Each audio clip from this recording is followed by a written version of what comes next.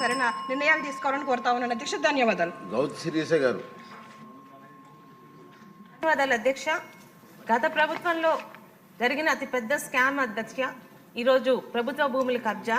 ముఖ్యంగా ఈరోజు శాసనసభ్యులమైన మాకు వచ్చే వినతి పత్రాల్లో 70% ఈ భూముల గురించి సంబంధించింది అధ్యక్ష. అలాగే జగన్ రెడ్డి హయాంలో పెద్ద ఎత్తున భూ కబ్జాలు, భూ రికార్డుల యజమానుల పేర్లు తారుమారవడం, వీటన్నిటిని గమనించి మన కూటమి ప్రభుత్వం రాగానే ఈ భూ సమస్యల పరిష్కారం దిశగా దృష్టి సారించి రెవెన్యూ సదులకు నాంది పలికింది అధ్యక్ష. అయితే శాసనసభ్యురాలుగా ఈ రెవెన్యూ సదస్సుకు వెళ్ళినప్పుడు అక్కడ మాతో ఉన్న అధికారులు ఒక ప్రాక్టికల్ ప్రాబ్లం చెప్పగలిగారు అధ్యక్ష. ఈరోజు ఇక్కడ గవర్నమెంట్ భూముల మీద ఏదైతే ప్రైవేట్ వ్యక్తులు కబ్జాలు చేశారో వాటి మీద చిన్న చిన్న ఆక్రమణలు చేసి చిన్న చిన్న కట్టడాలు కట్టారు అధ్యక్ష. వాటికి మనం వాళ్ళకి నోటీస్ ఇవ్వకుండా వాళ్ళని రిమూవ్ చేయలేము అధ్యక్ష. నోటీస్ ఇచ్చినప్పుడు వాళ్ళు డైరెక్ట్గా కోర్టుకు వెళ్ళి కోర్టు దగ్గర నుంచి స్టే తెచ్చుకుంటున్నారు అధ్యక్ష. ఈ విధంగా స్టేలు ఇవ్వడం వల్ల అధికారులు మారిపోతున్నారు కానీ ఆ స్టేలు మళ్ళీ నార్మల్సీకి రావట్లేదు అధ్యక్ష. దయచేసి మీ ద్వారా రెవెన్యూ మంత్రి గారికి విన్నవించడం ఏంటంటే దయచేసి కోర్టులు కూడా ఈ ప్రభుత్వ భూముల మీద ఈ స్టేలు ఇచ్చినప్పుడు కొంచెం ఆలోచించేలాగా మన ప్రభుత్వం తరఫు నుంచి వాళ్ళకి మనం మెసేజ్ పెట్టకపోతే అధ్యక్ష కొన్ని కోట్ల విలువైన ప్రభుత్వ భూములు ఇలాగే కోర్టు రికార్డులోనే ఉండిపోయి వాటి మీద ఎటువంటి సమస్యకి పరిష్కారం ముందుకు వెళ్ళట్లేదు అధ్యక్ష. ధన్యవాదాలు అధ్యక్ష. ప్రశాంత్ రెడ్డి గారు. మినిస్టర్ గారు. థ్యాంక్ యూ అధ్యక్ష. గౌరవ సభ్యులు అదితి గారు, బండారు శ్రావణి గారు అని అడిగినే అడుగుతున్నారు. అది కూడా చూసుకోవాలి, మీరు కొద్దిగా చూసుకోకుండా చెప్పాలి.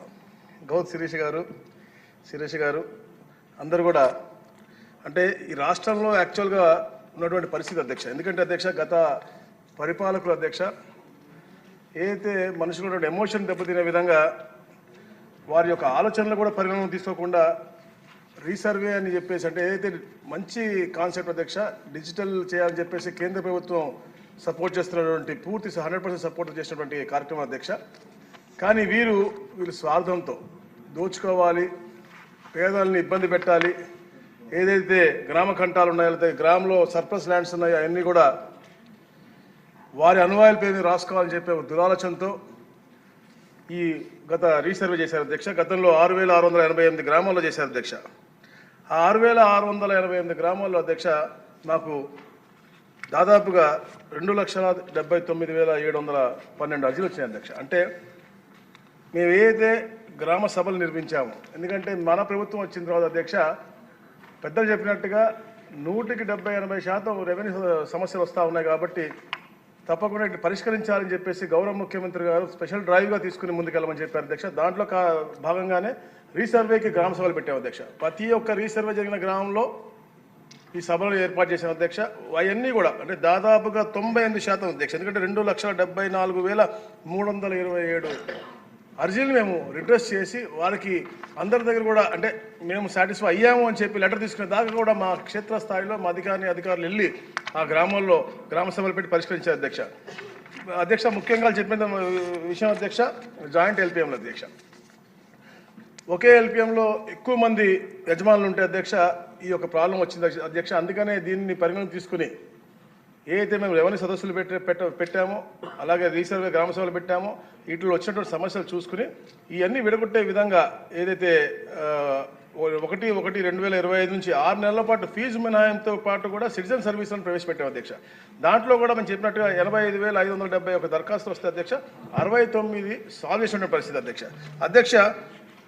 ఒక యూనిక్ నంబర్ ఉంటుంది అధ్యక్ష, 14 అంకెల యూనిక్ ల్యాండ్ ఐడెంటిఫికేషన్ నంబర్ అని.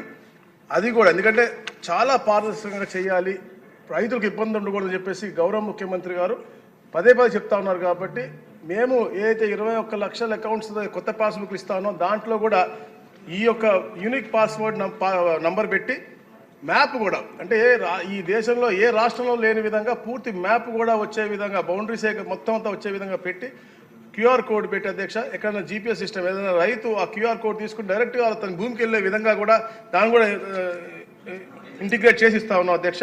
తప్పకుండా అధ్యక్ష. ఎందుకంటే ఇప్పుడు కొత్తగా నూతనంగా అధ్యక్ష ఒక చిన్న బ్లాకులు చేసి అధ్యక్ష 250 ఎకరాలు మించకుండా ఒక బ్లాక్ చేసి రోజుకి 20 ఎకరాలు మాత్రమే సర్వే చేసే విధంగా రీసర్వే ఇప్పుడు కార్యక్రమాలు చేస్తా ఉన్నాం అధ్యక్ష. మన జనవరి 20 నుంచి చాలా పారదర్శకంగా విఆర్ఓలు సర్వేయర్లు ఆర్డీఓ కంపల్సరీ వెళ్ళే విధంగా, అలాగే జాయింట్ కలెక్టర్లు ఆకస్మిక తనిఖీ చేసే విధంగా కూడా ఈ యొక్క కార్యక్రమం చేస్తా ఉన్నాం. చాలా పారదర్శన జరుగుతుంది. మన ఎమ్మెల్యేలు కూడా పూర్తిగా పాలు పంచుకుంటే వాళ్ళకు కూడా ఏదైనా కంప్లైంట్స్ ఉంటే తెలుస్తుంది అధ్యక్ష. ఎందుకంటే ఒక వాట్సాప్ గ్రూప్ కూడా క్రియేట్ చేసి పక్కన చుట్టుపక్కల ప్రతి ఒక్క రైతుకు కూడా మెసేజ్ వెళ్ళే ద్వారా వాళ్ళకి ఫోన్ చేస్తున్నారు, లేకపోతే వీడియో మెసేజ్ పెడుతున్నారు, ఆడియో మెసేజ్ పెడుతున్నారు, అన్ని రకాలుగా అన్ని చేసి వాళ్ళకి చూపించి వాళ్ళ ఊళ్ళో లేకపోతే కూడా వీడియో కాల్ కూడా చేసి బౌండరీస్ చూపించే విధంగా కూడా ఈ కార్యక్రమం చేస్తా ఉన్నారు. చాలా పారదర్శకం చేస్తా ఉన్నారు. గౌరవ మన ఎమ్మెల్యే గారు, గోపాలపురం ఎమ్మెల్యే గారు కూడా ఒక సమస్య ఇట్లా చెప్పారు అధ్యక్ష, కుర్కురి అనే విలేజ్ గురించి అధ్యక్ష. దాన్ని కూడా తప్పకుండా, ఎందుకంటే పూర్తి గ్రామం మేము సర్వే చేయలేము కాబట్టి మెయింటెనెన్స్ ఎక్కడెక్కడ సమస్యలు ఉన్నాయో పూర్తి గ్రామానికి కూడా మేము ఆ పరిష్కారం దిశగా ముందుకెళ్తా ఉన్నది. అంత పారదర్శకంగా చేస్తా ఉన్నాం అధ్యక్ష. తప్పకుండా ఎవరైతే భూ హక్కులు ఉన్న యజమానులకి న్యాయం చేయాలని తప్పంతోనే ఈ ప్రభుత్వం పనిచేస్తా ఉంది అధ్యక్ష. అలాగే సోదరి శిరీష్ గారు చెప్పారు ఏజెన్సీ ప్రాంతంలో ఉన్న ఇబ్బంది గురించి అధ్యక్ష. ఐఏఎస్ ఆఫీసర్స్ మనకి సబ్ కలెక్టర్ ప్రత్యేక శ్రద్ధతో అధ్యక్ష అక్కడ స్పెషల్ డ్రైవ్ కూడా తప్పకుండా చేస్తాం అధ్యక్ష. అలాగే free hold properties, DKT properties గురించి అడిగారు అధ్యక్ష. అవన్నీ కూడా, ఎందుకంటే దాని మీద కూడా పెద్ద స్కామ్ జరిగింది అధ్యక్ష. దాదాపుగా అన్లాఫుల్గా ఏదో 5 లక్షల పైన ఎకరాలు వాళ్ళు చేసుకున్నారు అధ్యక్ష. దాని రిజిస్ట్రేషన్ కూడా 8,000 పై జరిగినాయి అధ్యక్ష. అవన్నీ పైన అటుపైన కూడా మేము అధ్యయనం చేస్తా ఉన్నాం. జియోఎం వేసాం అధ్యక్ష, మనం కూడా చెప్పాను అసెంబ్లీలో. ఆ జియోఎం ద్వారా ఈ డీకేటీ పట్టాలు, ఫ్రీ హోల్డ్ గురించి కూడా మేము తప్పకుండా డిసిషన్ తీసుకుంటాం అధ్యక్ష. థ్యాంక్ యూ అధ్యక్ష. క్వశ్చన్ నెంబర్ 832 ఆరోగ్య శాఖ మంత్రి గారు. గౌరవ సభ్యులు అడిగిన మొదటి ప్రశ్నకు సమాధానం. మహాశయ, పరిస్థితి తీవ్రత, చికిత్స రకం మరియు రోగి ప్రభుత్వ లేదా ప్రైవేట్ ఆసుపత్రిలో చికిత్స పొందుతున్నారా అనే అంశాలపై తలసేమియా చికిత్సకు అయ్యే వాస్తవ ఖర్చు ఆధారపడి ఉంటుంది. తలసేమియా రోగులకు సంబంధించి